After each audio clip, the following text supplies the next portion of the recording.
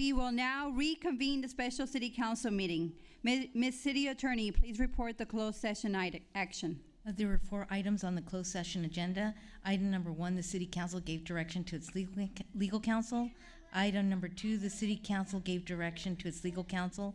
Item number 3, the city council gave direction to its labor negotiators.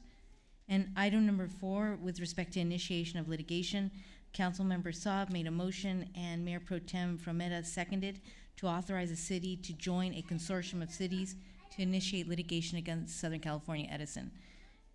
Councilmember Ashton was absent for closed session. That ends the closed session report. Thank you. The special city council meeting is now adjourned. I would like to call to order the regular city council meeting. City Clerk Duarte, will you please take roll? Councilmember Ashton is absent. Councilmember Rodriguez? Here. Councilmember Saab? Here. Mayor Pro Tem Frometa? Present. And Mayor Pacheco? Present. I would now like to have our council member Rick Rodriguez lead us in the invocation. Please stand.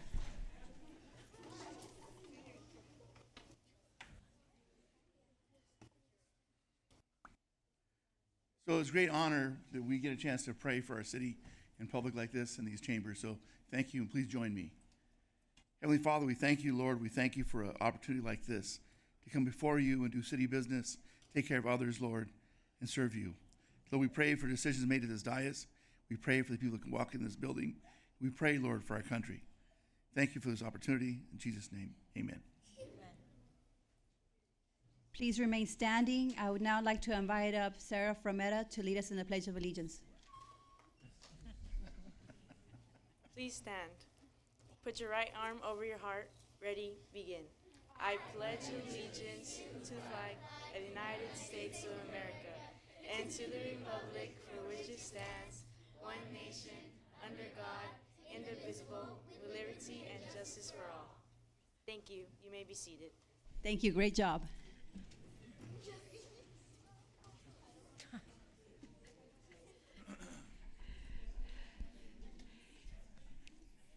Next, we have City Council member announcements, requests for future agenda items, conference meeting reports, and I will start off to my far left with Council member Alex Saab. Thank you, Madam Mayor. Welcome, everyone. It's always nice to hear all the chatter of little kids in the audience. Makes our meetings more fun and enjoyable.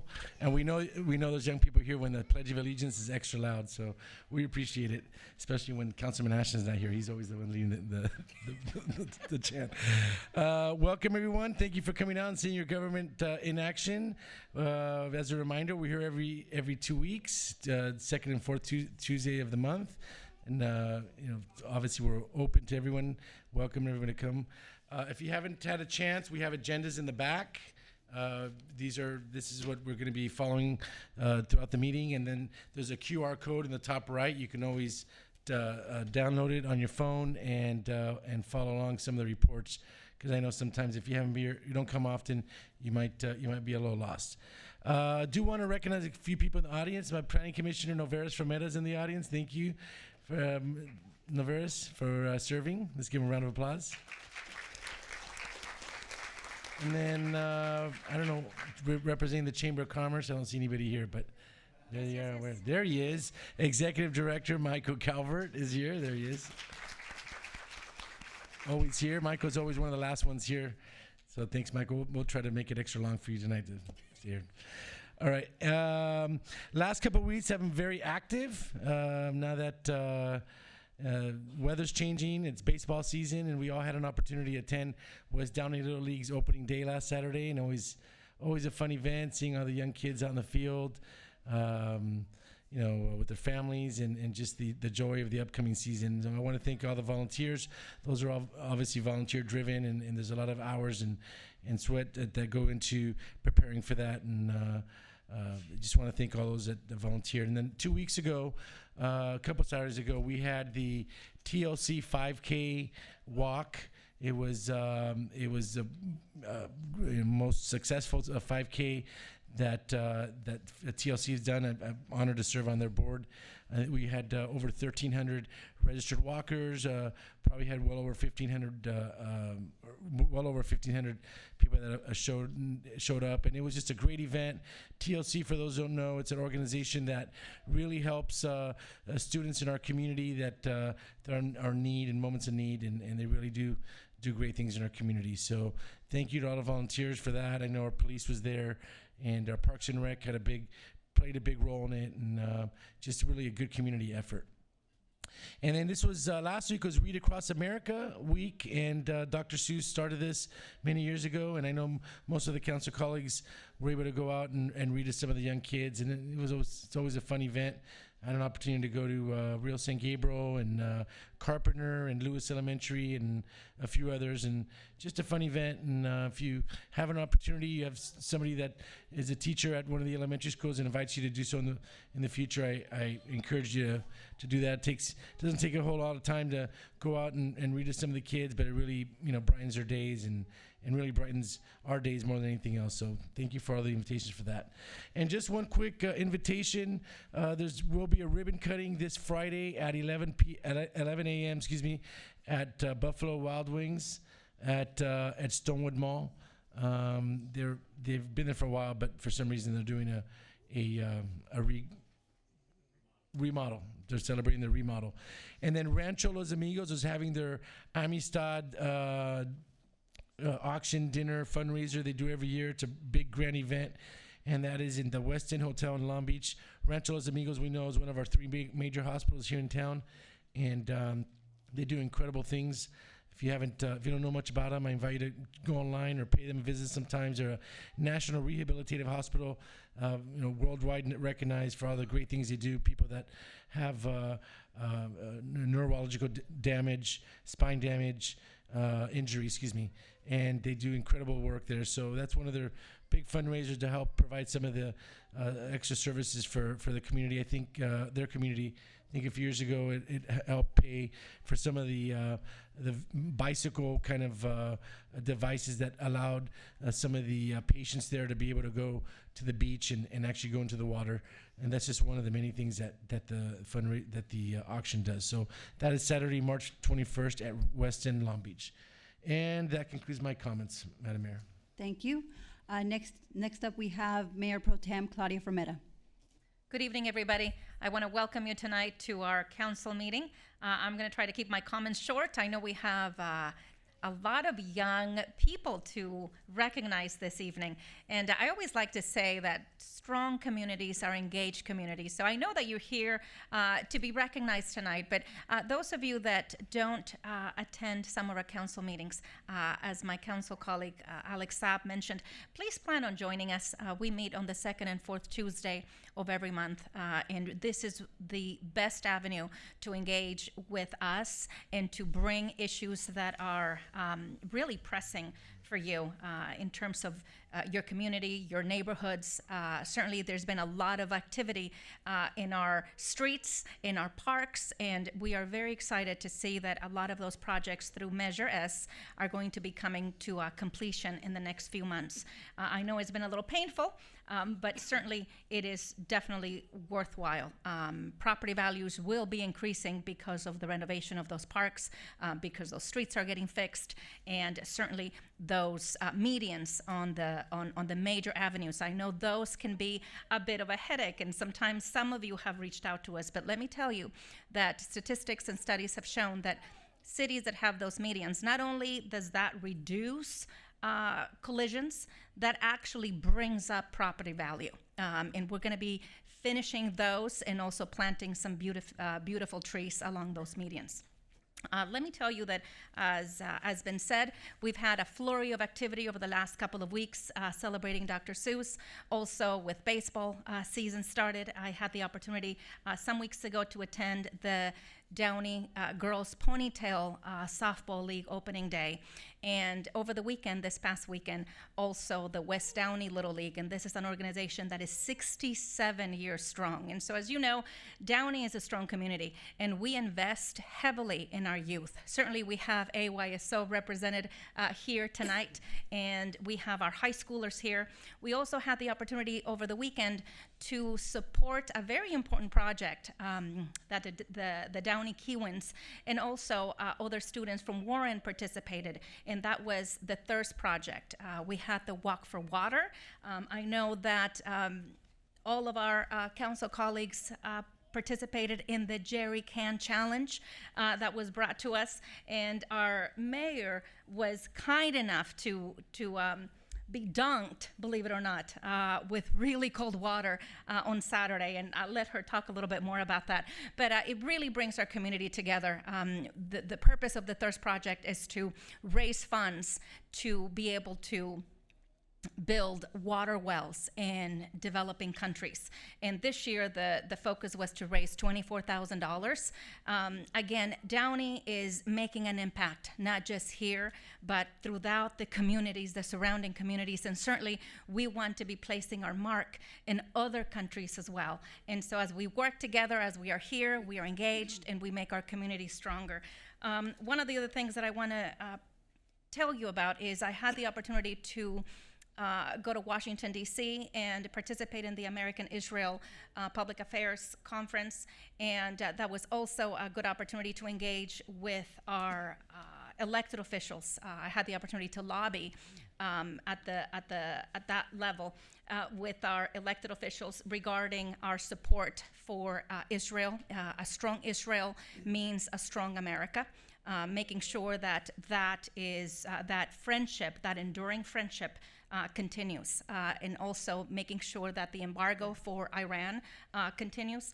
There were 18,000 people in attendance, and we've definitely made headway in terms of lobbying our elected officials to continue to support our annual budget for that. And again, that trickles down to not just the country, but that trickles down to our city and making sure that our cities remain safe. Lastly, I do want to tell you there's a couple of events coming up, and that is neighborhood watch meetings. If you are not involved in a neighborhood watch meeting, I would encourage you to do so. We have over 240 neighborhood watch meetings, and with activity in any city, any crime that is reported is important to belong to that community neighborhood watch, because you have a block captain that gets these meetings coordinated through our police department. Jenny Aguirre would be the individual to coordinate these with. And our council colleagues and myself are heavily involved in attending these neighborhood watch meetings so that we are talking with you and making sure that we know what are some of the issues going on in the neighborhoods. There is one neighborhood watch meeting coming up on March 19th, Thursday at 6 o'clock. There is also a Salute to the Armed Services breakfast at First Baptist Church of Downey. That church is located right here next to City Hall, and that church is now called Legacy Church. That breakfast to the armed forces is taking place on Saturday, March 21st from 8:30 to 10:30, and it is open to the public.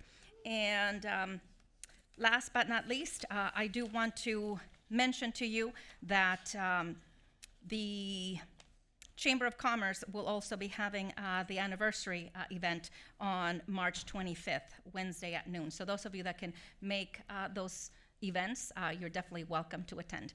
Thank you for being here. I look forward to having an opportunity to chat with you during one of the breaks. I did want to recognize somebody that walked in while I was talking, or maybe my council colleague, Linda Saldana. She's the executive director with the Downey Foundation for Educational Opportunities. Linda, would you stand? Linda is responsible for starting this phenomenal foundation that gives all of our children at the elementary and middle school level, and even in high school, an opportunity to join sports, music, and arts classes at very low cost. And this foundation this is now in its fourth year. the fourth year, and it's really doing phenomenal things for our city. So thank you, Linda, for joining us tonight. Mayor Pacheco, this would conclude my comments tonight. Thank you. Next up, we have Councilmember Rick Rodriguez. Thank you, Blanca. By the time we get to me, we've already talked about most of the stuff you already attended together. But one, I would like to recognize somebody in the audience as well. At my age, I get to see kids grow and become parents themselves. And so one of the coaches for the soccer team was one of my baseball players for West End Little League, Jason Cruz. Right, stand up, right, Jason.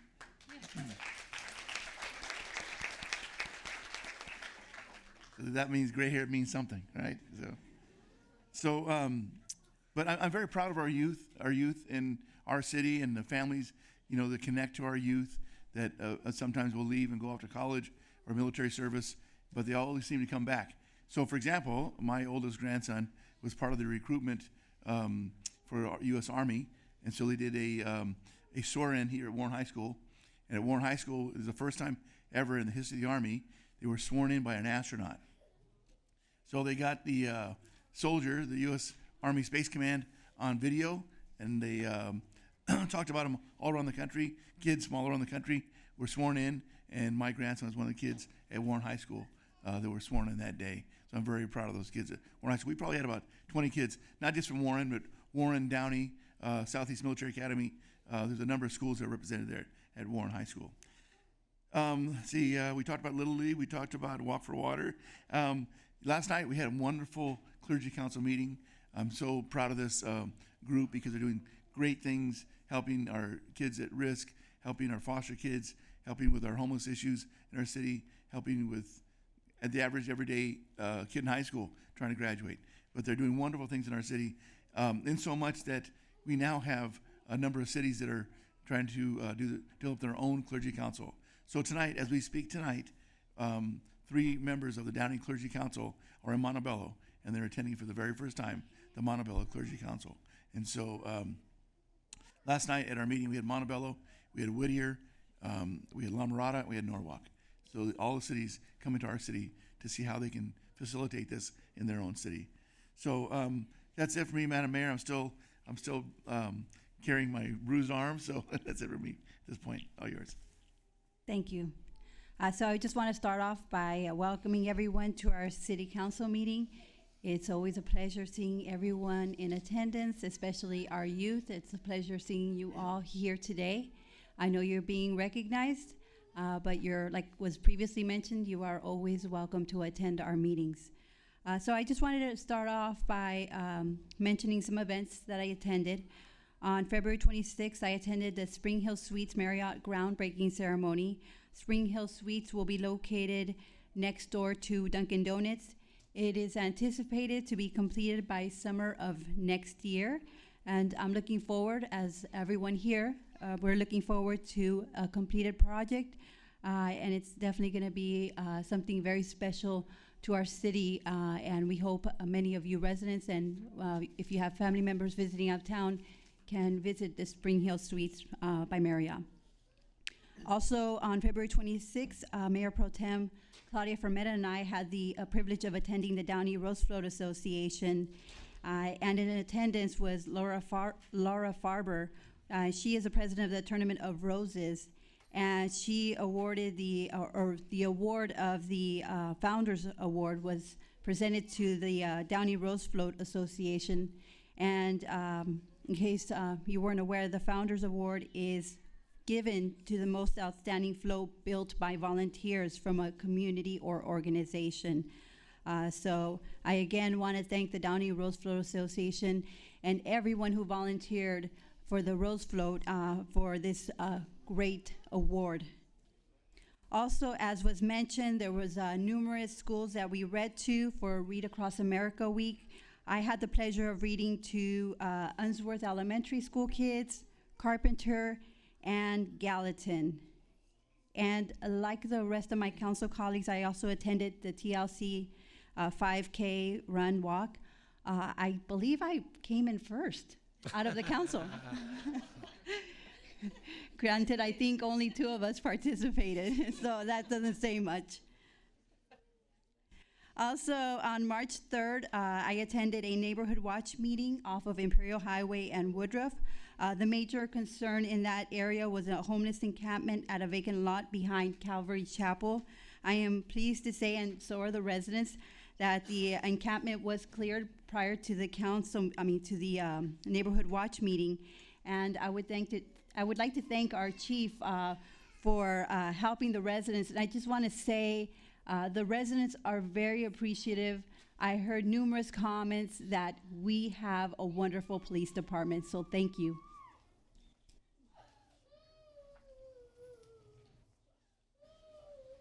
Also, on March 4th, I attended the Coffee with the Cop event over at Starbucks.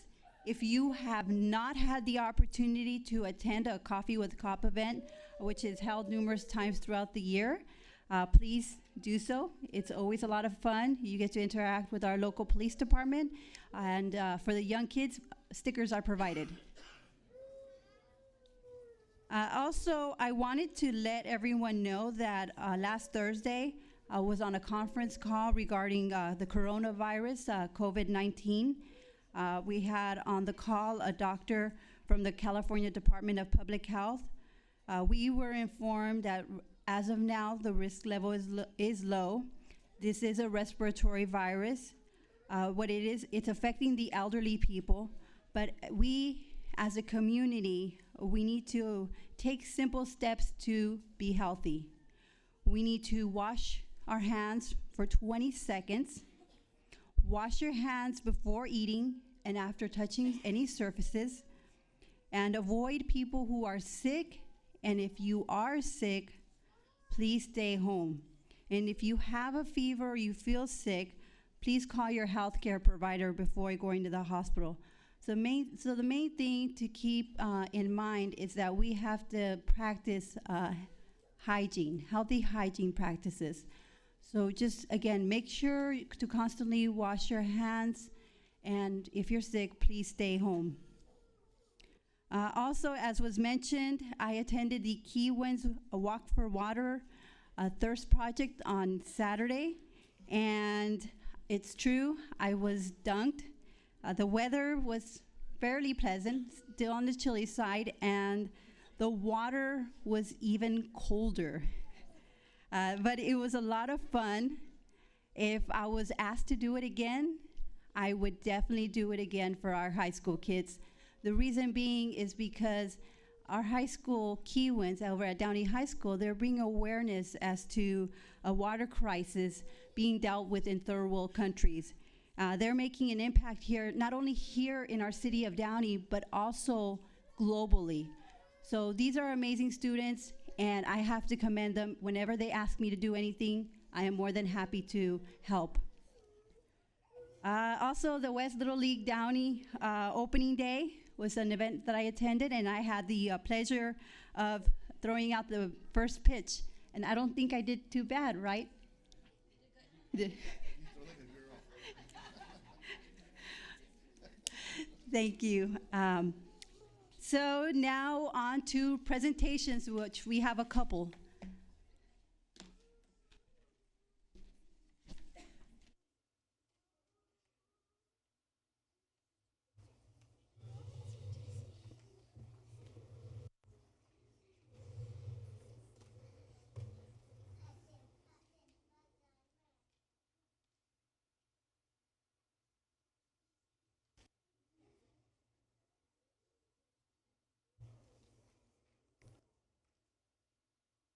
The first set of certificates will be the AYSO Downey United GO9 team. And for this one, I'd like to invite up Councilmember Saab to assist me with.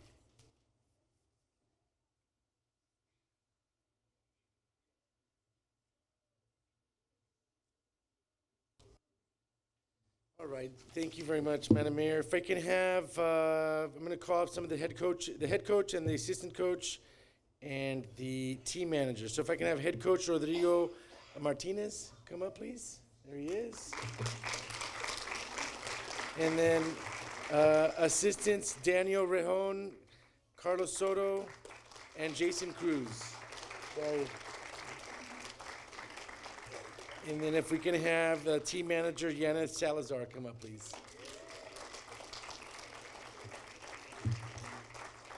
So these young ladies did an incredible job. I'm going to have the coach speak about it, but let's call up the young ladies first so that the coach can talk about them first while they're up here. So as I call your name, please come up here and shake the mayor's hand or give her a fist or whatever you want to do. All right. Abigail Bruno. Caroline Cortez. Oh, stay up here. Audrina Cruz. Andrea Escobar.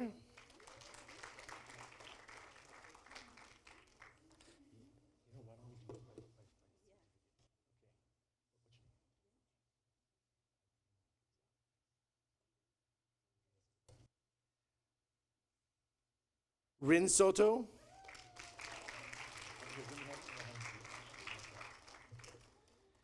Tracy Martinez. Haley Salazar. Ariana Ruiz.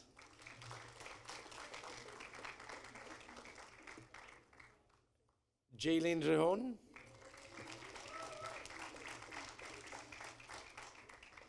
And that's it. Just kidding. Adamaris Rodriguez.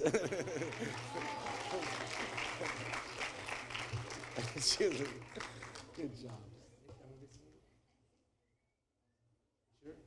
Okay, if we can let's give a round of applause to the team. And if we can have Coach Martinez come up and just give a few words, a little background of how they got here.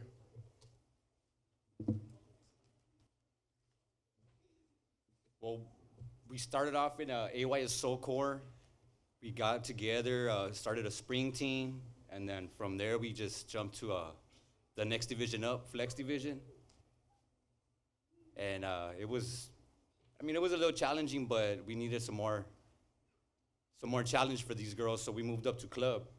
Especially AYSO organization was offering a club division, so we jumped on it. We gathered a couple of other girls, and they put a lot of work into their season. Very proud of them, especially come State Cup. They all got together. We scored 41 goals in 8 games, and Scott scored on only once. So, the best game was the final. They tried striking good on us fast, and we intercepted the ball and got them on a fast break 19 seconds into the game. Scored, and that was a wrap. But yeah, I'm very proud of them. They, especially, we couldn't do it without, they couldn't do it without us guiding them. Coaching staff, team manager, we do everything, to get them in a position to succeed. Other than that.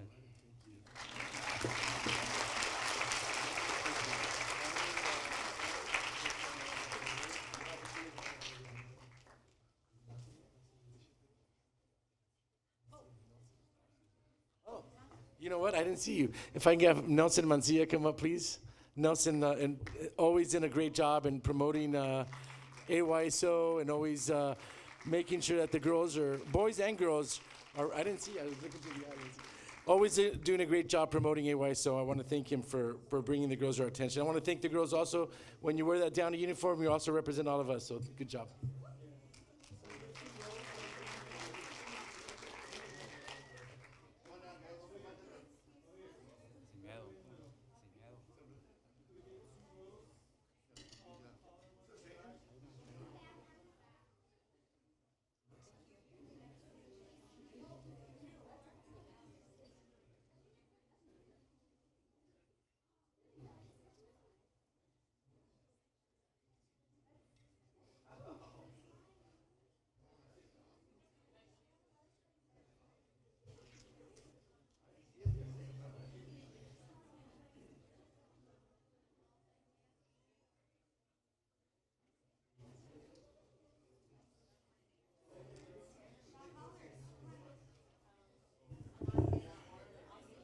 Juan and who? Juan and Ozzy were also the coordinators. We failed to mention them, so let's give them a round of applause.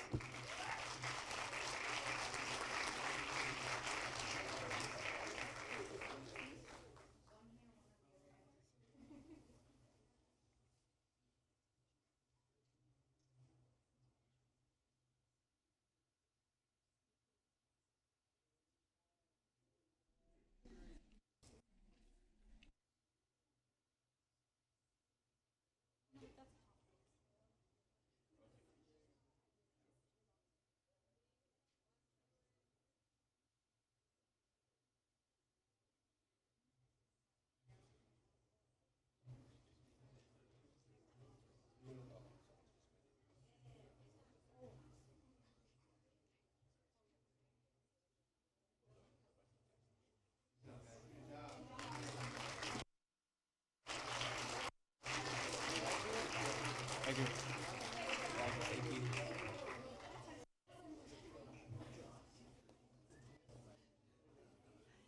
Great job. Thank you.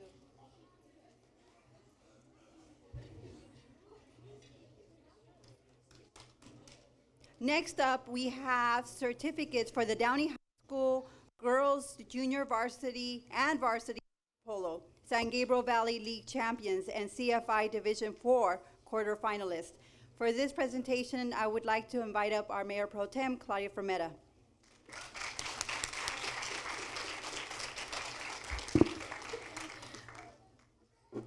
I say, who runs the world?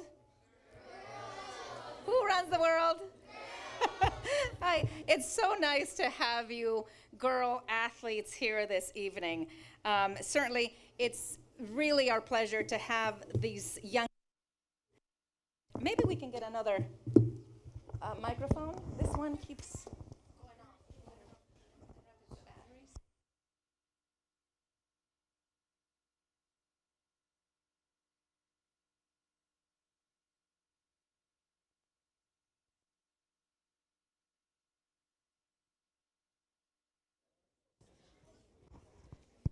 Okay. It was muted. Can everybody hear me okay? Well, tonight we want to recognize, where are my Downey High School water polo champs? Raise your hands. We have varsity and junior varsity. And you know, the reason I wanted to recognize them at this council meeting tonight is because these young ladies, this is the second year in a row. Am I right, Coach Villa and Coach Amaya? For JV, this is the second year in a row they win.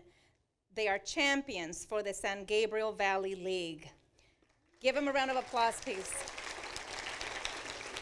Now, for varsity, Coach Villa, and maybe I will let you speak to that, but how many times have they won? Third in a row. And the varsity girls made it to CIF, fourth quarterfinals. And again, you know, for some people, there's some sports that get a lot of recognition. And sometimes it is important to recognize all the sports, because staying after school and doing what you do every day, it's hard work. And for those of you that know how water polo is played, in fact, one of our council colleagues played water polo in high school. That guy right there. and yeah, that's inside story. But it's a lot of work. You've got to do those egg beaters, and you've got to stay, you know, on top, and it's really hard work. So I really wanted to recognize them, and I also wanted to recognize the coaches, because it really takes tremendous amount of effort. And I wanted to also recognize Coach Uriel Villa, who is here tonight, as well as Coach Alyssa Amaya. And let me tell you a little bit about Coach Villa, if you can please bear with me. Coach Villa has been coaching for 7 years. He won CIF as an assistant at Montebello High School. He helped turn Scher High School into a perennial power, coming from the bottom of the league into league champions in the 4th season. Led Admiral 12th to 3rd place in 2015, while at Commerce led the 18S to top 20 finish in Platinum Division. So he has been really a fantastic coach. He played at Montebello High School. He won 3 CIF championships in 4 seasons. He's a 4-time All-CIF player right here.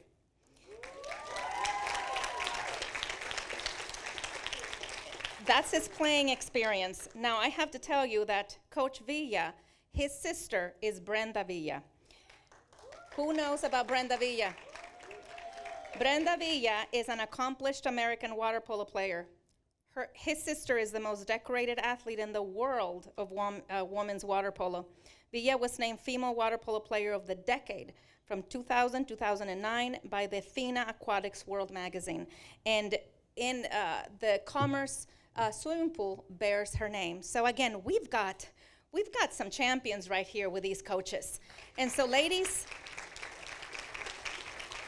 we want to recognize you tonight, and we want to encourage you to continue to play your best and to continue to be San Gabriel Valley League champions for next year, and to, especially for our varsity girls, or those of you that are going to be going on to varsity, to bring to Downey that CIF championship, please. So, so let's go ahead and give those certificates. We want to call Coach Uriel Villa.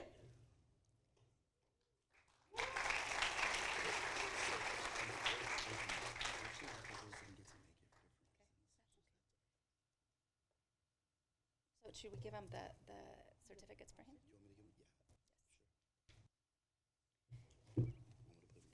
Yes.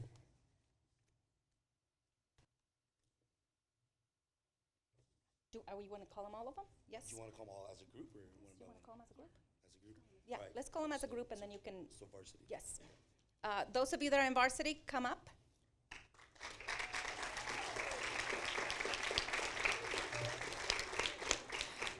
We know that some girls were able to make it, some were not, due to other academic and athletic commitments.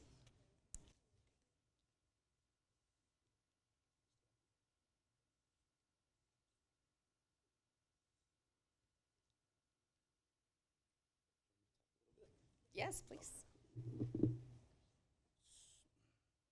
Good evening, everyone. Good evening, council. Thank you for having us tonight. It's a pleasure and an honor. Just to kind of add to the great little speech you just gave, thank you for that.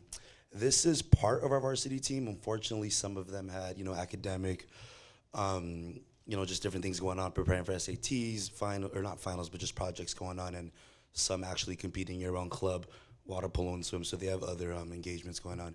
But to touch on the season, this is our 3rd consecutive San Gabriel Valley League championship. We are very proud of that. We've had a lot of success in CIF. A few years ago, we made it all the way to the CIF final, came up a little short, and this year had a really good team. We were ranked in the top 4 in our division throughout the season, and we were the only team to beat the eventual champion, Lucerna. We beat them by 1 goal. The last game of the season, we're on cloud 9, and came up a little short in the quarterfinals against Edison, and then Lucerna ended up winning the whole thing, which is a little bittersweet for us, but we know that we could have been there in that game. Up here with us today, we have Addison Velasquez. Just wave. Okay. We have Janelle Durazo, Jasmine Macias, Emily Sanchez, Melissa Prada, Nicoletta Anagnastu, Kimberly Vasquez, and Marley Ufredo. So within this group, we have, I believe 3 seniors. Nicoletta is pondering which 4-year college she wants to continue her playing career at. So I'm very anxious to hear what her decision is. We have a couple other seniors that aren't in attendance tonight that will also be competing at 4 years, and others that are gonna take their talents to junior college and then plan on transferring to a 4-year after that. So they have bright futures ahead of them, and we are very proud of them. I would like to call up Coach Alyssa Amaya for the junior varsity team. Do you want us to sit down or stay up here? Yes, stay up here, we're gonna take pictures. Congratulations, and if you would like to maybe say a couple things and we can call the girls up. Sure. So same way? Yes. Okay. All right, girls, come on up.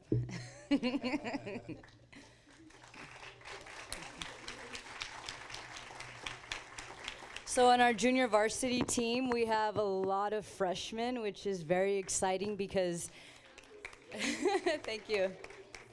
Which is super exciting because this is our 4th year together coaching this program, girls water polo at Downey High School.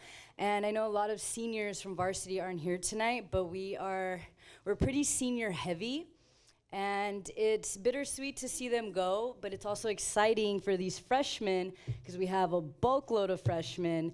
And so they're kind of our next cohort, along with our sophomores and juniors. But it's pretty exciting. And so let's start off with Miss Sarah Frometa, Leah Lexi Karchner, Isabella Nieves, not here, oh, sorry, Emily Nunez. Okay, good. Couldn't see you. Let's see. Alma Rios. Is she? Yes. I can't see you all, I'm sorry. Janae Robertson. Michelle Rodriguez.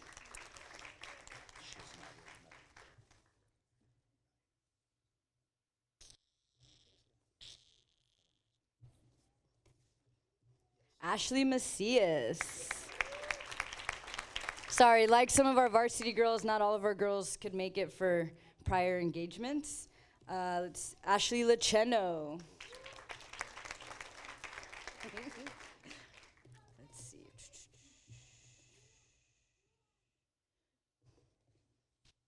Savannah Torres. Angelina Rodriguez. Stephanie Vallejo.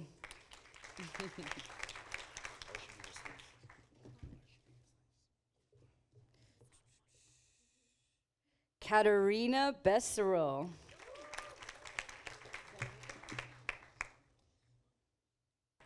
And Ariana Contreras. So if we can get everybody up for a picture, go ahead and take these with you so you can give it to them. Just slide in front of you. Cram it in.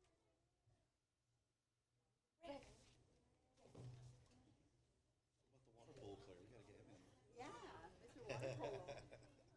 you went to Boston, right?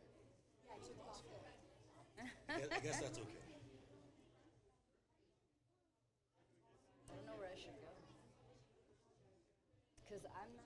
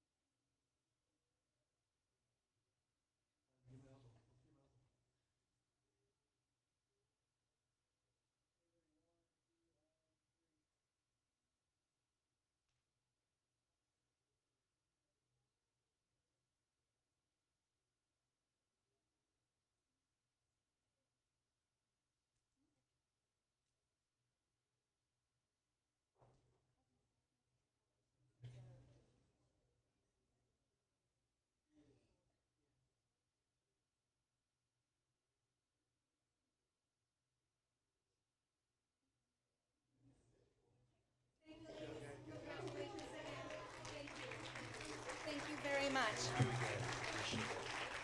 Thank you very much. Appreciate it. Thanks for having me. Thank you.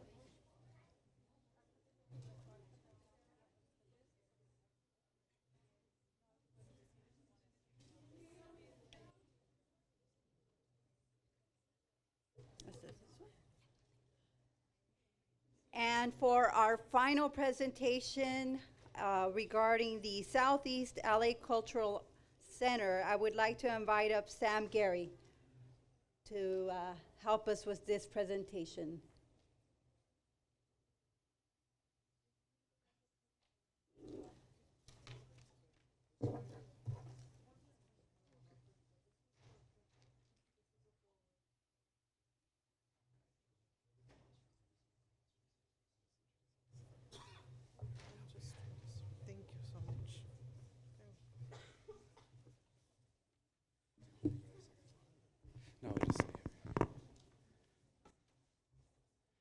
Hi, good evening. Thank you everyone for your attention and time.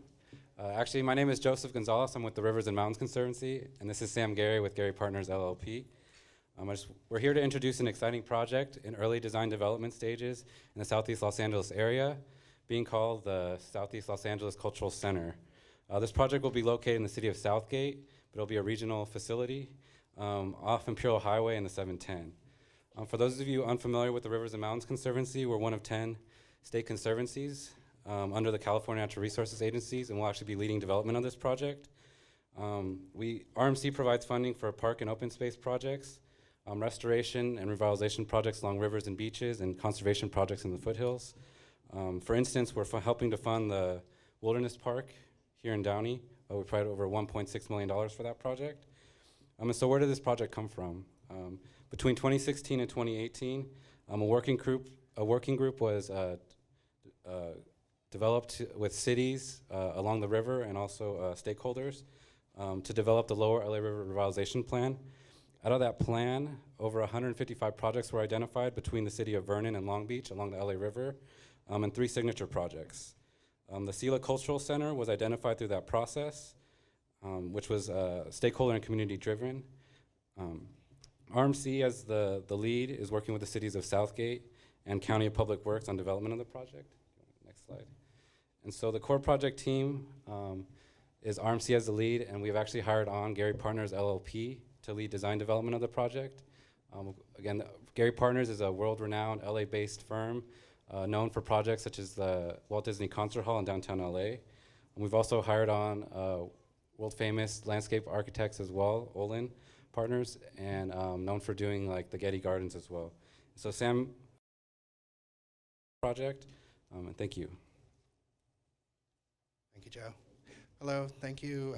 My name is Sam Gary from Gary Partners LLP. I want to thank the City of Downey for having us here to share this project with you all, which we're all really excited about. So I'm just going to go back to the first slide. What this facility is sort of intended to be is a gathering space, a cultural center, sort of like a community center, but a focus on visual arts and performing arts. As we start the early stages of the project, our intent is really to sort of reach out to the community and speak with shareholders, stakeholders in the community as far as to develop a program for this project. So it's sort of the detail of it isn't really settled yet. We're working early on, meeting with people in various arts groups to develop this detailed program that this facility will contain. Core team. Part of this is our community engagement plan. And the way it's been developed through these early phases is through a series of community meetings while we're also meeting with stakeholders. So the first event actually, our event A, is actually a series of events, this being part of it. The first part was yesterday in Southgate at the State of City, today here, and next week we'll be in Linwood as well. The next phase, as we're developing the concept design of the project, will be an event towards the end of April as we wrap concept design, hopefully taking all this feedback that we've gotten from the community and start presenting the actual program for the facility. Then through schematic design, we'll do 2 more presentations as the building design evolves, and then move to an EIR process. Along with that, we also have a digital public engagement tool. We have been using this for the Rio Hondo Confluence project as well. This is an online survey that we reach out to and then recontact folks and build an online focus group to get more detailed demographic spread through the community. Just for information, the site located at Imperial Highway and the river. It's also hopefully a connection for the westbound West Santa Ana branch, pardon me, and part of a greater encompassed within the Rio Hondo Confluence project as well. This project has sort of been a dream of Speaker Anthony Rendon and Frank Gehry working together on the Rio Hondo projects to bring together this cultural facility that hopefully will be a place of teaching of the arts and also performance and exhibit. Also, as part of our outreach, so we'd like to hear from everyone as well. So there's the email address. We'd like to hear from anyone interested in receiving information or providing any feedback to the project. Please reach out to us. Thank you so much for your time.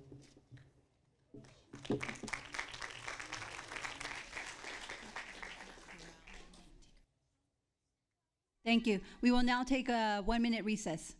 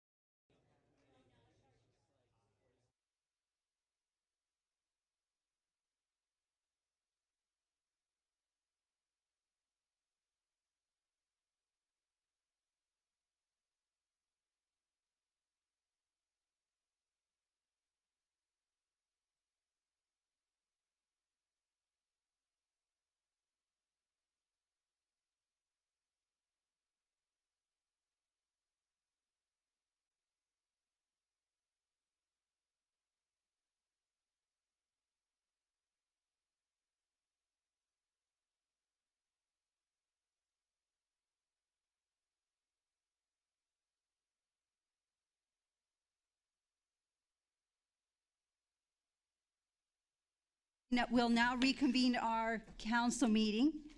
Next item on the agenda is non-agenda public comment, where members of the audience have an opportunity to speak on items that are not on the agenda.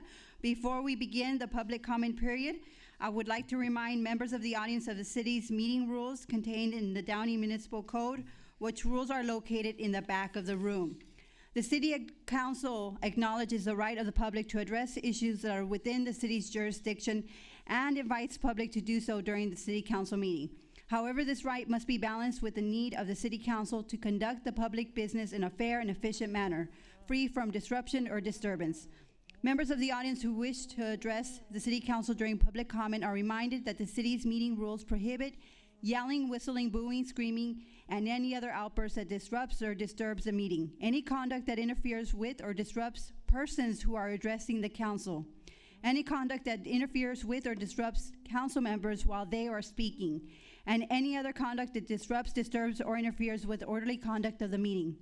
If a speaker engages in this conduct or any other conduct that disrupts or interferes with the meeting, I will ask the city manager to have the speaker removed from chambers until the end of the public comment period. For those who are audio or videotaping, the city's meeting rules prohibit recording from the middle aisles or from the front of chambers. Recording activity may be performed while seated in your seat or from the back of the chambers.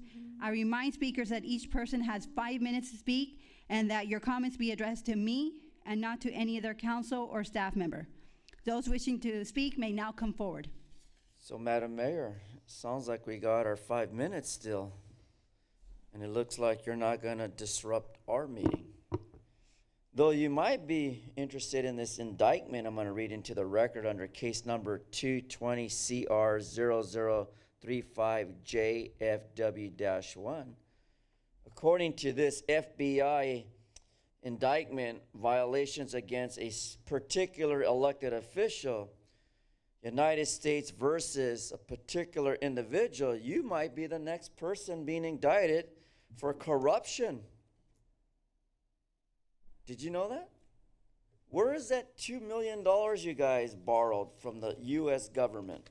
According to Measure S project, faces $2 million shortfall. Did Mr. Livas use that in his pay raise? Because apparently there seems to be more than one problem happening in Downey. One is you can't finish the projects you start. Two, you don't know how to manage the people's monies, which is called a deficit. At this point, asking on behalf of Ms. Frometa and Mr. Frometa, who is a potential conflict of interest in the Planning Commission, and let me read into the record. This shortfall could be covered using proceeds from a future unspecified real estate transaction. Now let's put that in layman's stupid terms. It means that they're going to take our land, the land that belongs to the taxpayers of Downey, and give it to development, or as they call it, lobbyists or special interests. Then they're going to build these beautiful condominiums, high-rise apartments, these structures for hotels and motels. Then all the bitches get to steal. See, again, if you can't budget money, then get out of the business of running a city. The taxpayers don't want to be taxed. I believe the taxpayers don't want to be taxed at all anymore because they're finding out it's just tough enough to get your gentrified children out of the house and to live alone and grow up.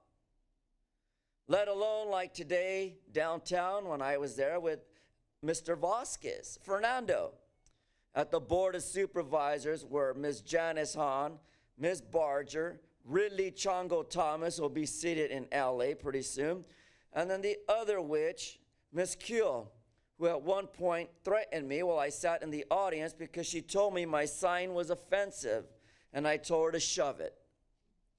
So you see, there's nothing wrong in material witnesses, but some of you are going to end up in an FBI investigation. You know, the same FBI that have been protecting me from those creatures down in Los Angeles who try to kill me. So far, I've been punched by a city attorney in the back at City Hall. So far, I've been kicked by an officer, pushed by an officer, as I'm being told to leave the meeting. Something similar to what Ms. Blanca Pacheco uses in her threatening manner and intimidation, so that none of you in the audience, none of you in the public can come up here because your little shaky legs are going to be afraid of them that you appoint as your so-called consul. But this consul seems to be getting entangled with corruption, abuse, waste, and fraud. So who do I point my finger to first? Is it you, Ms. Pacheco, the mayor? Because you're involved in these $2 million shortfall. I went with you on those ride-alongs. We should have had those parks fixed.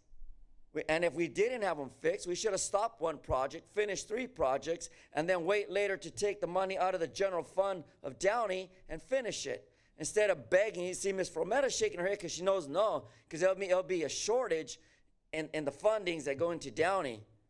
And then all those little special parties you guys go to and keep eating. Stop eating cake. I say that to people in California, and you're going to hear it tonight. Stop eating cake because you end up like Fat Nuri Martinez. Stop eating cake because you end up like Alexis Wesson. Stop eating cake in California because you end up like that jackass Gavin Newsom who can't fix our budget. So shove the frosting, shove the cake, and shove all this cake eating nowhere other than not in this house. Because this is the house of the people. The people will tell you how we're going to run this legislative body, and if we have to run it to the ground together, then let it be so. Besides that, hopefully the CV-19 won't kill us all soon, because it's coming. Airborne viruses kill. I work with AIDS patients. I watch them Mr. die. Herman. For the record, ma'am, there's your indictment. Oh, thank you. Hello. Hello. Hi, dear Mayor Pacheco and council members. My name is Anita Rivero. I'm a 37-year Downey resident, and I'm here to talk about the Clean Power Alliance and the 100% renewable energy default. Downey has an opportunity to change its renewable energy default with Clean Power Alliance before April 1st to go into effect this October. And I urge you to put it on the next council agenda and consider changing the default from clean power, 50% renewable, to 100% green power. And I did it. It took me 3 minutes to change to 100%. The 100% renewable default is the easiest and most cost-effective, significant way for our community to reduce its carbon footprint. I urge you not to overlook the importance of this decision. By setting the default at 100% renewable, our roughly 114,000 residents can virtually eliminate polluting greenhouse gas emissions from their electricity supplies. It would take our community much more time, expense, and effort to achieve this kind of progress otherwise. We are in a climate emergency. The UN IPCC a little over a year ago sounded the alarm bells in a dire report warning that governments at all levels everywhere must take rapid, far-reaching, and unprecedented changes in all aspects of society to dramatically cut emissions by 2030 if we hope to avoid climate catastrophe. No more half measures, and the time for bold action is now. What Downey does matters. The good news is we have solutions, and local governments are responding. So far, 12 of 32 member agencies in Clean Power Alliance have set their defaults at 100% renewable, representing a combined population of almost 800,000 people. A vast majority of customers have stayed in at 100%. Only a small percentage have opted out or down. In those jurisdictions with a lower default like ours, only a fraction of a percent have opted up to 100%. So defaults have an immense power to affect outcomes. Studies reveal there's overwhelming public support for renewable energy, and it's politically popular. What's encouraging is that bipartisan support within these local governments that have opted for 100% default. For example, in the city of Ventura, all 7 council members, 3 registered Republicans, 3 Democrats, and 1 independent, voted unanimously for 100%. While the green power 100% rate costs 7 to 9% more than clean power, which is Downey's current default, the renewable content is double. That's a very compelling return and a small price to pay for long-term benefits. We must consider the cost of climate change associated with polluting emissions. The perception of saving $1 or $2 in the short term is a dangerous illusion. The cost of inaction will be far greater. And it's noteworthy that in jurisdictions with 100% default, low-income customers can participate. They can still get their low rate discount, and they can participate in the plan at no additional cost. The 100% renewable default is not a rate hike or a mandate. It doesn't force anything on anyone. It's just a suggestion. Customers still have the freedom and ability to choose another plan according to their own priorities. And like I said, it takes like 3 minutes to change. Thank you. California passed legislation which targets 100% clean energy by 2045. The 100% default gives our city an opportunity to achieve that goal 25 years ahead of schedule. In closing, this is likely one of the biggest impact decisions you will make for our community. Renewable energy is now readily available and affordable. We just need to choose it. It would be fantastic to have Downey set an example and join other member agencies at 100%, leading the way to a cleaner, healthier, and more sustainable tomorrow. Thank you. Thank you.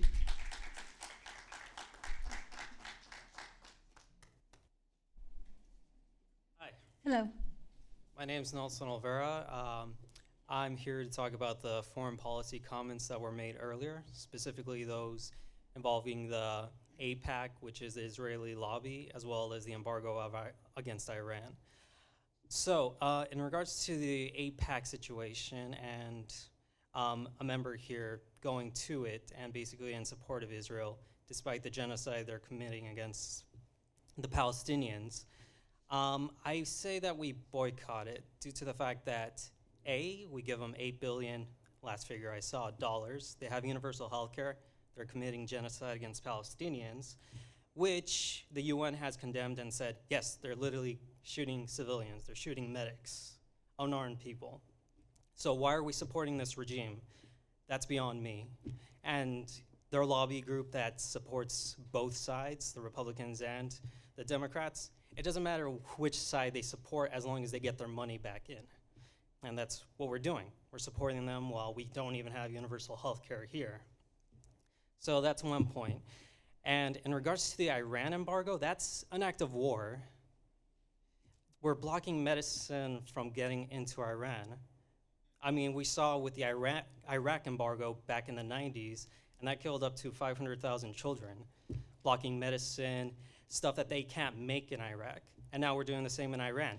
No Iranian ever came here and took a shot at me or anything. Iran's not the enemy. They never attacked us. This open season for war. I've been this country's been at war for 2/3 of my life. How can we keep supporting this?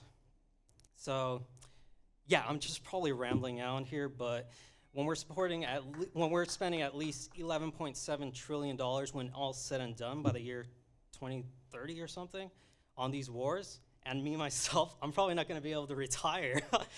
I'm literally going to probably spend my pension to help my folks with their portion of my student loans. A student loan which I'm not even planning on paying back. I don't care if I declare bankruptcy, which I can't, because of course Joe Biden blocked that. So now we can't even declare bankruptcy for student loans, all the while we're sending our boys and sons and daughters and fathers and mothers off to fight for some war which they never heard us. They never came over here. So why are we doing this? Why are we supporting AIPAC? Why are we supporting this? We give them money. Shouldn't we be saying, hey, we give you money, stop shooting civilians and Palestinians? Why aren't we doing that? We're going to war on their behalf. That's what this whole AIPAC's about. And to just go along with them and take their money and take their bribes, that's pretty much saying F you to the Americans at this point. Because really, my sister, she literally had to move to Texas. She drove herself crazy working like 3 jobs just to help pay for her student loans. And my brother, he's probably not gonna pay them back. And I'm not saying, oh, you should have never taken the student loan. We did what we were told to do. Go to college, go to university, get a job. That's what we did. And guess what? All our tax money, I'm underinsured. My sister spent 3 hours in the hospital, $3,000. I'm rambling here, but what I'm saying is we can't support these wars, these embargoes against Iran, who never attacked us, against other countries like Venezuela. Venezuela never attacked us. They're just trying to live on their own. Same goes for Cuba. When has a Cuban came over here and shot at me? No time. This is ridiculous, this constant war. We're sending our young over there. 2/3 of my life spent on this damn thing. It's a rant at this point, but really, just to support AIPAC and just to go to these meetings and just pay lip service and say, oh, I support Israel because I met with them, even though they're a fascist regime at this point, that's just basically inviting more war and more atrocities. I'm rambling here. I don't know what was the point of that. Anyway, just boycott AIPAC. Stop preaching pro-war, hoorah, hoorah, all that jazz. In the end, we're just going in debt, and when the war comes home to roost, we're gonna see when the dust settles the numbers. It's about 300,000 Iraqis dead, civilians, and that's a low conservative estimate, and all for what? Nothing. Thank you. Good evening. Good evening. I've never stood up in front of you guys before. I have a couple concerns. More questions. I see that you don't get involved in questions. So I'm assuming I just state my concerns? Okay. Yes. So okay, got it. Okay. Can you advise me on maybe where I could go to get answers? So what we'll do is we'll listen to your concerns. We just can't engage and question Can you you. advise me of where I could go to get some answers? Yes, we Okay. can. Yes. One of my main concerns that I have is people renting their rooms out. My father built a very nice home in Downey, and you guys have allowed people to go in there and basically build out each entire room that was in that house into a bedroom. So you guys have allowed people to move, this is all on the same property. You've allowed them to build bathrooms into the back of the property. You've allowed them to move trailers onto the property. And I have called for the last 10 years to try to get somebody to come out there, and you guys have refused, okay? I don't know what happened recently, but somebody has gone out there and they have seen the stuff that they have done, and they've started ripping the stuff out, showers, all that stuff. So I know there was an inspector that was over there the other day that I overheard, and it sounds like you guys are gonna allow them to put bathrooms back in this house into these other rooms. I'm not 100% sure, but that's what I could get from the conversation. The trailer was removed. The people living in the garage were removed. But my concern is that why when I call, is this legal? Is this legal for them to, I know it's legal to rent a room. I've looked into that. It is legal. But how is it legal for somebody to take a 5-bedroom home and now turn it into a 10-bedroom home and be able to make, $15,000 a month? I'm a property investor, and I have to pay city fees and all of that stuff, and these people don't have to pay anything.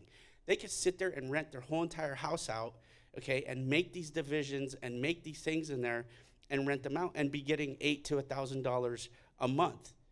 And it's not fair. It's not fair that there's 50 cars. I mean, this is a big house. There's tons of cars. I'm exaggerating, not 50 cars, but there's a lot of cars there. And my overhearing, I hear that they want to add more garages, that you guys are going to approve more garages, that you guys are going to approve an addition to the house.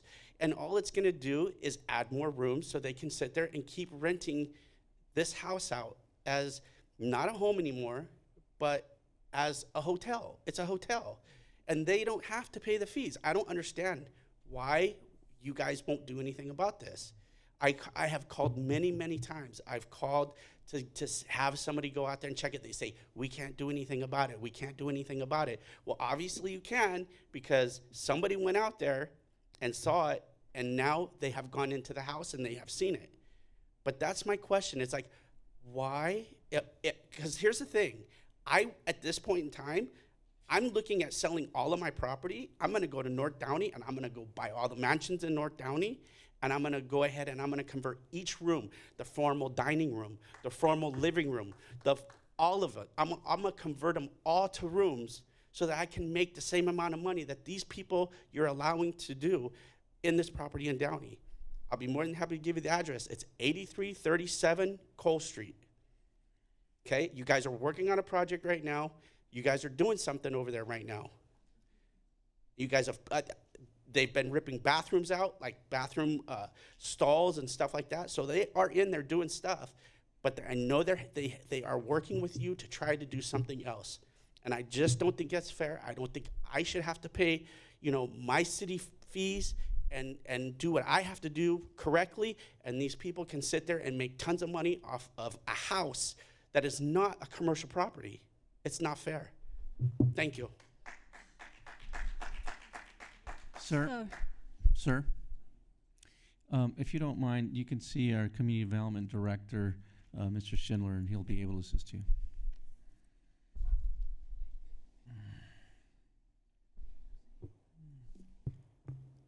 I know a great magazine, Acts and Facts. To subscribe to this magazine, visit icr.org/subscriptions. I'm quoting from the article, Darwinian Medicine is Poison to Health Care. Screening tests don't prevent people with genetic diseases from entering society. Abortion does. Today's eugenics abortion link is stronger than ever. One president of the American Board of Medical Genetics plainly affirmed, I come now to the final question regarding prenatal diagnosis and eugenics. Does prenatal diagnosis involve deprivation of life? The answer in real terms is certainly yes. Whatever the theory might be with regard to prenatal diagnosis as merely providing information, prenatal diagnosis and abortion are inextricably linked. Darwinian medicine isn't the only medical education proposal with ethical implications. Another ominous change seeks to accommodate increasing demands for abnormal, indeed perverse medical interventions. Take, for example, a teenage girl who claims rapid onset gender dysphoria after saturating her mind with online misinformation, believing she is truly a male. She requests her physician prescribe testosterone to halt feminine sexual development and immediate referral to a surgeon to get top surgery, a double mastectomy. She informs her physician that the American Academy of Pediatrics endorses these actions as equity in health care. But just like physicians who don't categorize abortion as health care, he declines. That's the end of my quotation of the article. I would like to add this statement. A man who undergoes transsexual surgery is a man who was deceived into genital mutilation. Sexual identity is in the DNA of a person. No amount of surgery can alter this fact. Thank you. So good evening. So I'd like to make a few comments. First, I am so grateful to hear that other residents of Downey also are concerned about some of the issues that I am concerned about. So that's especially the some of the first comments. So yes, you must do better in terms of the climate catastrophe that is about wrecking the world and is about to wreck Downey and the rest of California, especially this summer. And of course, you're not even paying attention. You know, you're trying to ignore me because that's, of course, that's what you always do, and that's what you want to do, especially with me. But okay, so that's one comment. And then the next comment. So yes, I am disturbed, Mayor Pacheco, by the comment made by another council member at the very beginning, just as the other gentleman was. The United States is paying hundreds of billions of dollars. Really, it's running into the trillions of dollars so that another country around on the other side of the world can have free healthcare, free education. I speak, I am Jewish, from Jewish ancestry, and I think it's completely ridiculous that we are doing this because the right-wing government of Israel is committing genocide. So by going to AIPAC, you are saying that you are okay with that you're okay with the children in the prisons, that you're okay with the electricity shortages. Like, do you not know about all that? Maybe you don't know. And if you don't know, well, you can certainly read about it because if you're supporting this, I don't think that you're a good representative for us, the people of Downey. That's unacceptable. We should not be standing with genocidal regimes. Okay, so apparently you are trying to sue the water board, and that's there's a lot of details, of course, surrounding that, but it appears that you are on the side of the privatization of water. And this is outrageous. Water is a human need that is given to this earth. If you believe in God or a creator, that's where the water is coming from. Or if you believe in the natural origins of the universe theory, whatever you believe, water is a human need and a human right. So instead of allowing for our assembly member, Cristina Garcia, to pass bills and to push the water companies to sit on these boards, instead of doing that, you should actually be taking the water rights back. You've allowed Coca-Cola to steal so much water from Downey and sell it back to us as Dasani. And now with the climate catastrophe that's coming, well, those prices are going to go up. And maybe you guys are saying, well, we'll be able to afford it. And as your emergency preparedness manual says, you're on your own, right? I don't know who in the world came up with that. It's ridiculous. So the task of government is to care for the people. It's not to say everyone's on their own in the event of an emergency. Notice that there are governments around this world that are doing actually a far better job than we're currently doing in combating the climate catastrophe that's coming. And of course, Blanca Pacheco also mentioned the coronavirus. So the coronavirus is here, and 70% of the people in this room are going to be affected, and those that are on the older side of the age distribution, there's a high probability of death. And why is that happening? It's not just the virus. We can deal with the virus, but it's happening because of the economic system that you continue to uphold, and apparently you're going to uphold it until we all just essentially collapse from the climate catastrophe or from other illnesses. Thankfully, though, the people are, of course, opposed to you. Just last week, Bernie Sanders, the socialist, swept Downey, if you saw the LA Times article. So socialism is clearly coming to the forefront because only through a system like socialism can we solve these pressing issues. Because, right now you're worried about meeting the profits of the water companies. That's what you're consulting about, right? And behind the closed doors, which you're not really supposed to be doing if you're going to issue that legislation. So that's not supposed to be happening.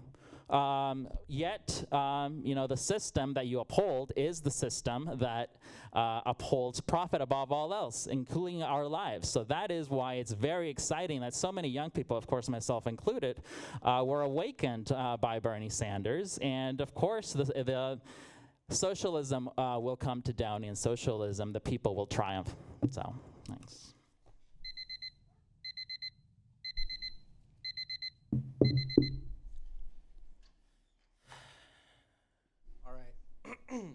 I wish John Askew was here today so I could tell this to his face.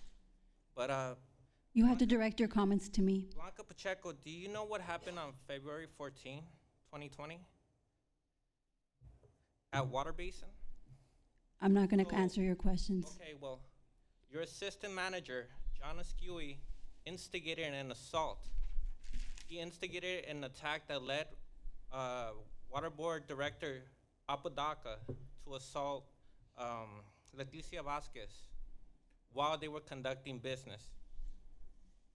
Now, the reason why I'm here today is because I want to ask you, the first female mayor, to sit on that chair, and a person who was clearly advocating for female empowerment. I want you to stand and with us in condemning his actions and his assault on another female colleague of his.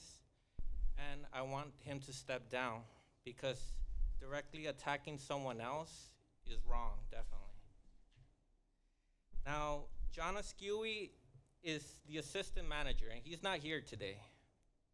He's also on the water board.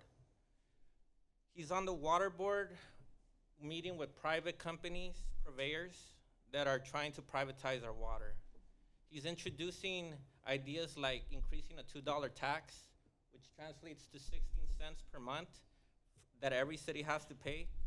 And by the way, you guys are turning around and suing the water basin for something that our assistant manager proposed on the water board. So I find that ridiculous.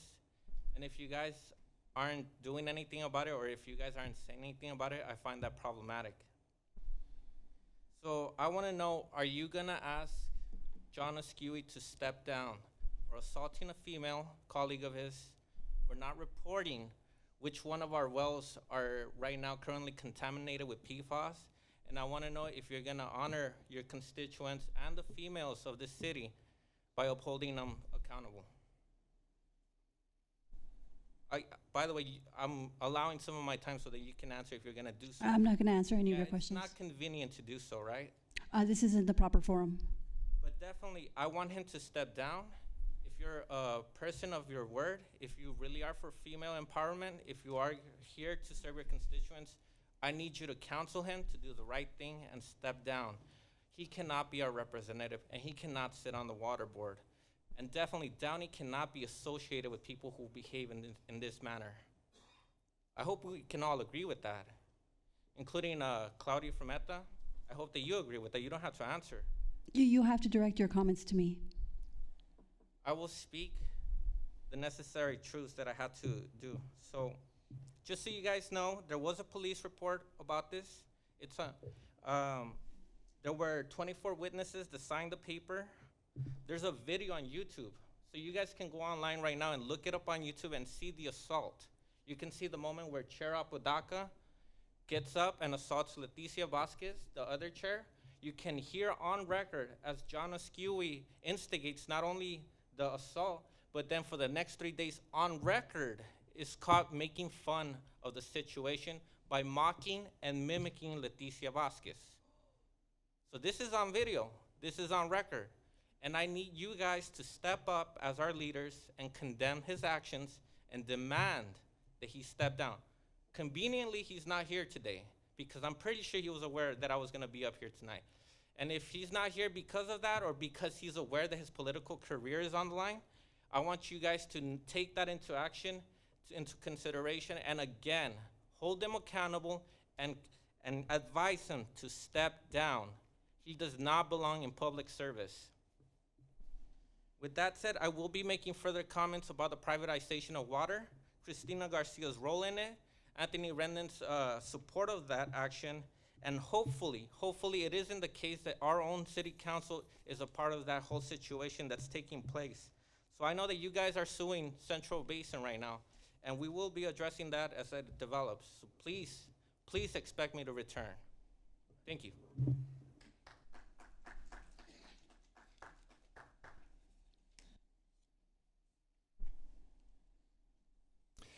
Madam Mayor, members of the City Council, and Mr. Levis and staff, good evening. My name is John Lacey.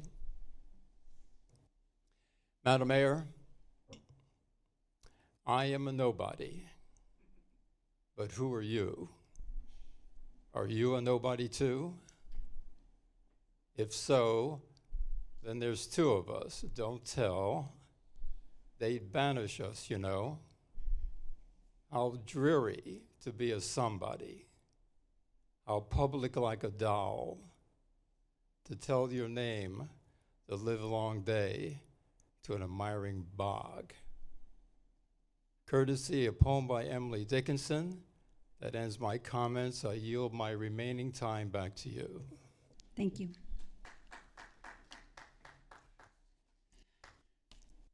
Hello, my name is Michael Churko. I wasn't going to do anything here, but John Lacey asked me to sing you guys a song. So this song I wrote, and I do this at open mic sometimes at the Epic Lounge and other places. So be afraid. Okay. I hear growling. I need a treat. Wouldn't you think my stomach's complete? Wouldn't you think this guy, he eats everything? Look at this stove. Dinner's untold. How many meals can one stomach hold? Looking around here, you think, sure, he's got everything. I've got donuts and biscuits aplenty. I've got pigskins and ribeyes galore. You want pork chops? I got 20. But who cares? No more veal. I want boar. I want to be where the burgers char. I want to see M cooking, tossing around on what you call it? Oh, a grill. Skipping the desire, I don't get too far. The hunger, it keeps me yearning, craving. Instant lunches, what's that word again? Spam. There where they stare, medium or rare, cut up in pieces and marinated. Chicken in me, salmon could be a full hour of satisfaction. How it would feel, just one more meal, and not let my stomach bother. Steak on that tray, cow in the hay, knife in my hand. Thank you.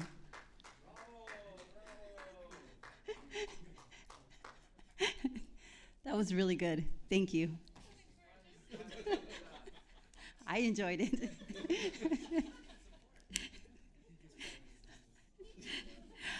Any other comments? Do I have a motion to close public comment? Second. Next item on the agenda is consent calendar. Are there any comments from the public on consent calendar items only?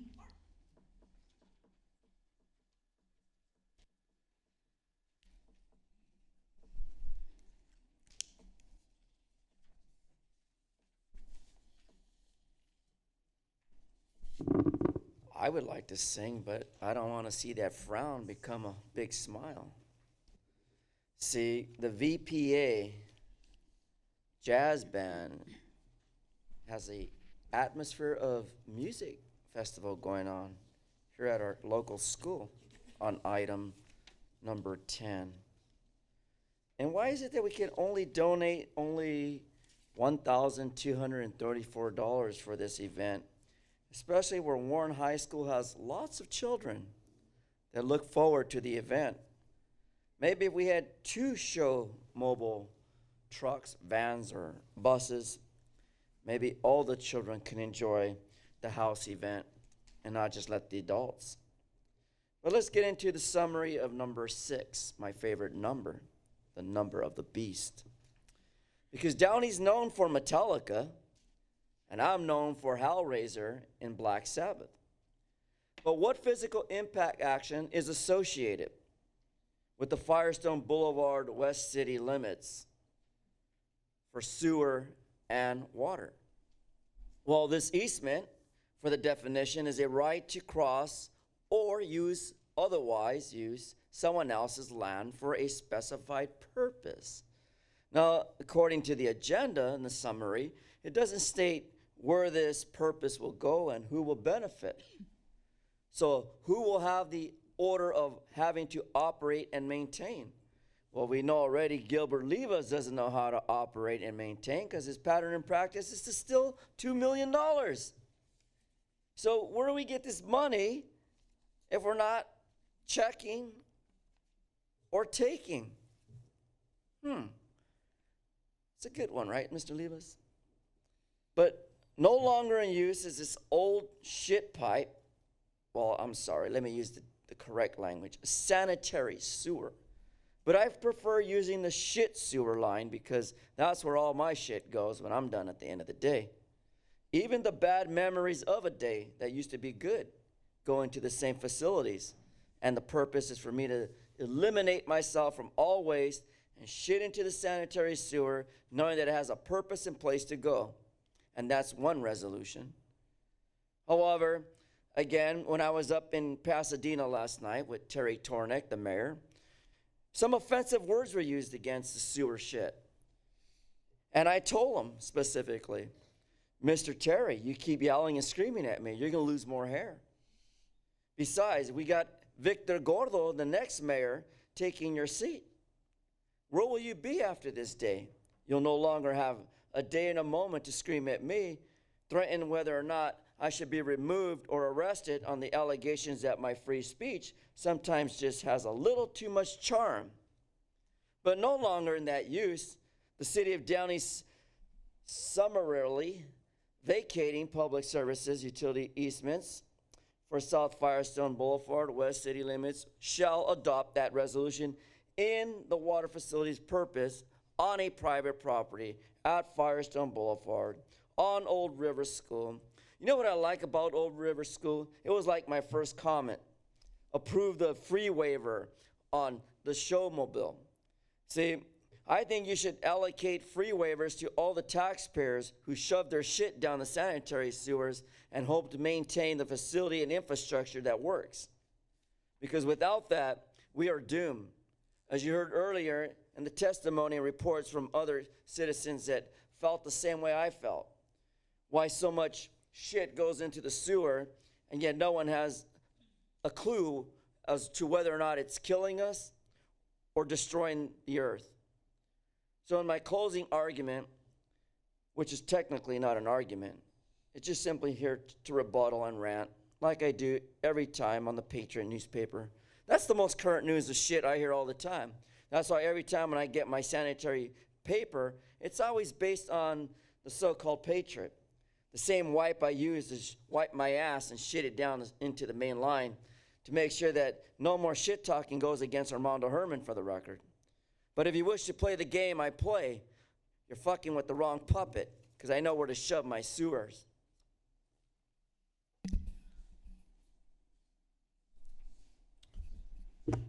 So I have a question really about number 4. I'm not sure who might be best able to answer it. So it says, accept Apollo Park and Dennis the Menace Park improvements projects as complete and authorize the assistant manager to issue the notice of completion. So as people will note, a lot of residents were coming up here in the last few months talking about the park closures and how they were unsatisfied that all the parks were closed at the same time.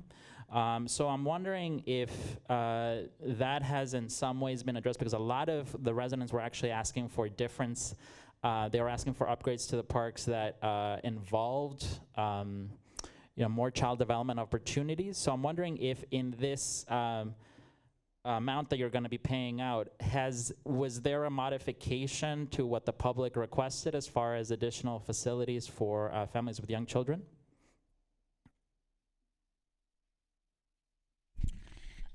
All of the park projects went through a process. Is that the end of your comment?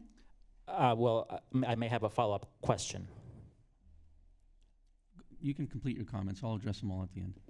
Yeah, so again, the issue is just that, So if so there were a lot of residents that came forward and asked about why the parks were closed. And of course, it sounded like what the manager was about to start saying is that there was a process to arrive at how the parks were going to be changed. Yeah, perhaps, but I think that a lot of people felt like they were left out. And then once they were left out and they figured out what the plan was, they wanted a modification of that plan, specifically involving more opportunities for families with young children. So that's what I'm wondering about, if there was a response to that request from the public once the plans became known. Is that the end of your comment? Yes. Okay. There was a master plan over the course of a year, essentially, where many outreach meetings were held. The plan that was formulated ultimately included many comments, precisely some of the comments that you've addressed. If you've been to Dennis Jimenez Park, you'll see that there are, it's primarily a children's lot area. Right, but there were requests for more. Those particular issues were addressed as part of the master plan and included in those comments. At some juncture, you have a plan and you have to move forward with it. You can't keep modifying it because you have to go out to bid. So they included all of those comments. As to the reason why the park was, all the parks were closed at the same time, because of the funding source, we had 3 years in order to get the parks all completed at the same time. So the choice was made to move some of those facilities to different parks. Half of the parks are now open again. And so the remainder of the parks will be opening up in the next several months. So we're on track.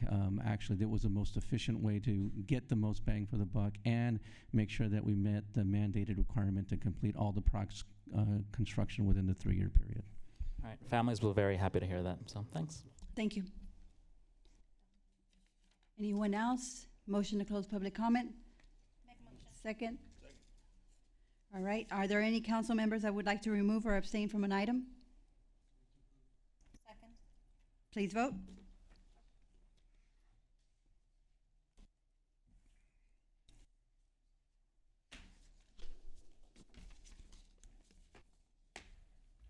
The motion was approved with Councilmember Ashton excused. Thank you. City Manager Livas, do you have any comments? Just a couple of things I want to address. One of the things is the Measure S project. We're a $66 million project. We have roughly about $2 million that we need to add. We're not short. We ended up buying additional items through the park project process. For example, it's equivalent to essentially building a house, doing the work interior and inside the house. So if you're going to do a brand new kitchen and you don't replace the countertop, it would be silly. There are a number of things that we have done at various parks and at the fire stations where there are things that were not anticipated, and we decided to go ahead and, since we were at that juncture, to purchase those particular items.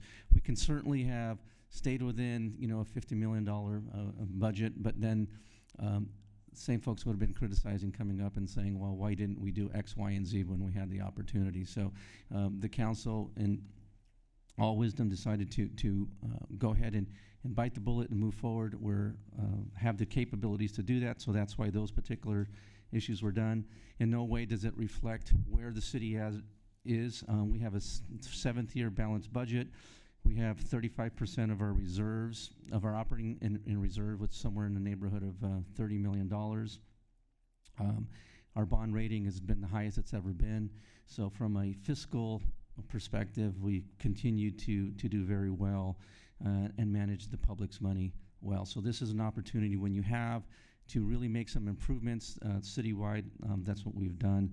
And I think the outcome at those various projects as they move forward, I think people will please. There's never enough money to go around to do everything you want to do, but certainly we were at a place and a juncture where we felt that we needed to do that, and we had the resources in order to do it. So that's why we are where we are.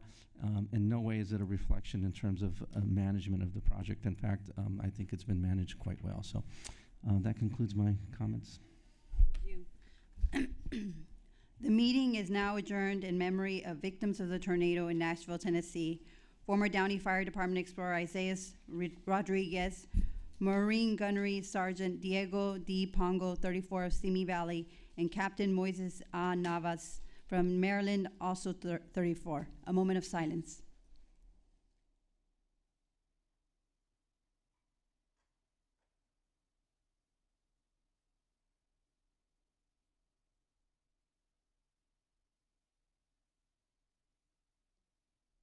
Meeting adjourned.